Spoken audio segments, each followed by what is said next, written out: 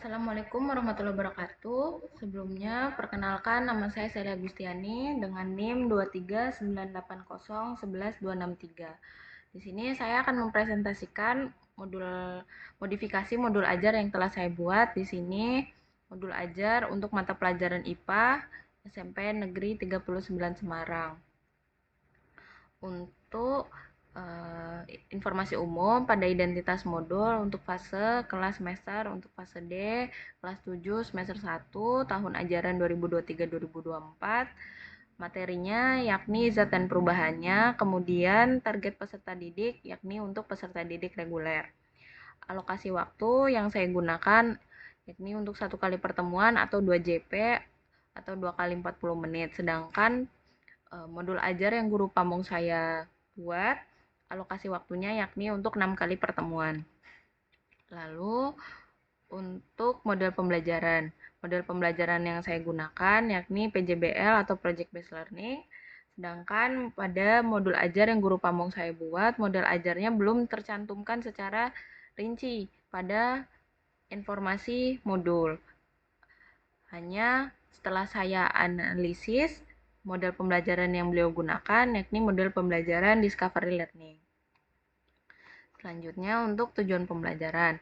Pada tujuan pembelajaran yang guru pamong saya buat, itu belum memuat 4 elemen, yakni ABCD, audience, behavior, condition, dan degree. Hanya memuat 2 elemen, yakni audience dan behavior. Kemudian saya sempurnakan 4 elemen tersebut, yakni terdiri dari audience, behavior, condition, dan degree. Di sini tujuan pembelajarannya, saya membuat 3 tujuan pembelajaran untuk pemahaman IPA dan kemudian untuk keterampilan prosesnya, yakni terdapat 2. Selanjutnya, untuk pertanyaan pemantik. Pertanyaan pemantik yang saya buat ini saya kaitkan dengan kondisi siswa dan lingkungan sekitar siswa agar siswa lebih mudah memahami atau mengaitkannya dengan kehidupan sehari-hari mereka. Jadi mereka lebih mudah untuk menggambarkan kondisi dari pertanyaan pemantik tersebut. Lalu di sini untuk asesmen yang guru pamong saya buat belum terdapat asesmen diagnostik.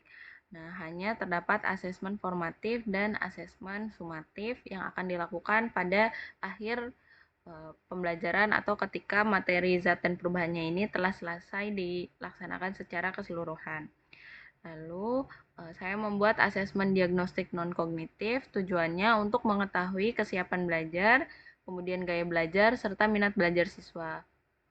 Bentuknya yakni pertanyaan dengan jawaban singkat yang bisa dijawab oleh peserta didik.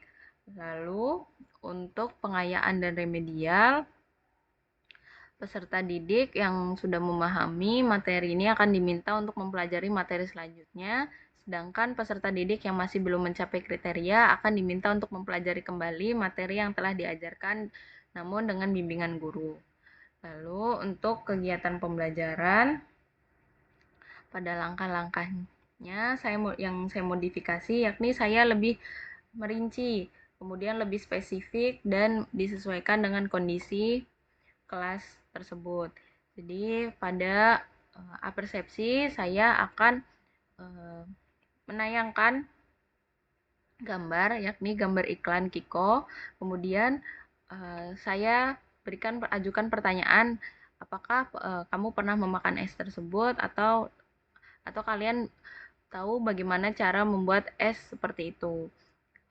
Di sini kenapa saya menggunakan es Kiko atau es lilin, karena kondisi lingkungan peserta didik itu dekat dengan pasar. SMP Negeri 39 itu dekat dengan pasar, sehingga mereka akan lebih sering menemui es-es seperti ini, dan es-es seperti ini mudah dijumpai di pasar. Lalu untuk motivasinya, peserta didik diberikan motivasi bahwa zat padat ini dapat dibuat dari zat cair. Contohnya adalah es batu yang ada di kantin sekolah. Saya memberikan contohnya hal-hal yang bisa atau yang dekat dengan peserta didik. Lalu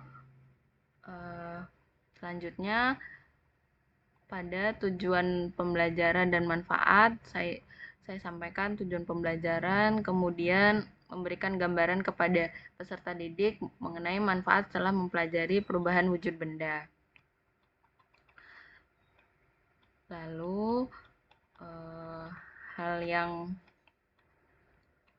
saya buat modifikasi yakni pada penilaian asesmen. Penilaian asesmen yang saya gunakan yakni penilaian lembar penilaian sikap. Untuk rubriknya, aspek-aspeknya yang digunakan yakni keaktifan dalam kelompok, kerjasama menyelesaikan tugas, merencanakan tugas proyek, pengamatan, melakukan analisis data dan menyimpulkan, kemudian mengkomunikasikan. Terdapat penilaian proyek juga untuk mengetahui apakah produk yang siswa hasilkan ini sudah sesuai atau belum. Hal-hal yang saya modifikasi ini, saya membuat modul ajar yang lebih singkat dan spesifik agar memudahkan penggunaan modul. Kemudian saya menyesuaikan dengan kondisi kekhasan daerah dari peserta didik, atau saya kaitkan materinya dengan lingkungan di sekitar peserta didik, seperti pertanyaan pada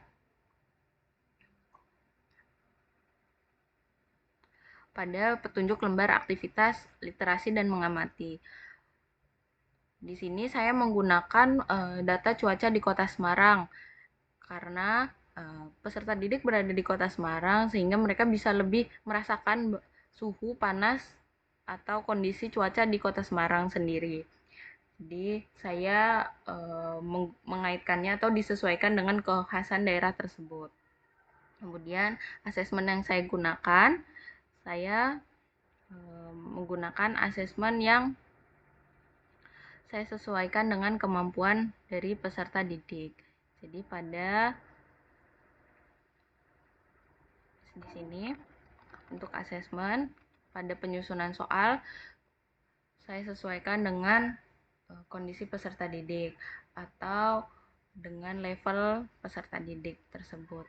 Sekian presentasi yang bisa saya sampaikan, kurang lebihnya saya memohon maaf. Wassalamualaikum warahmatullahi wabarakatuh. Terima kasih.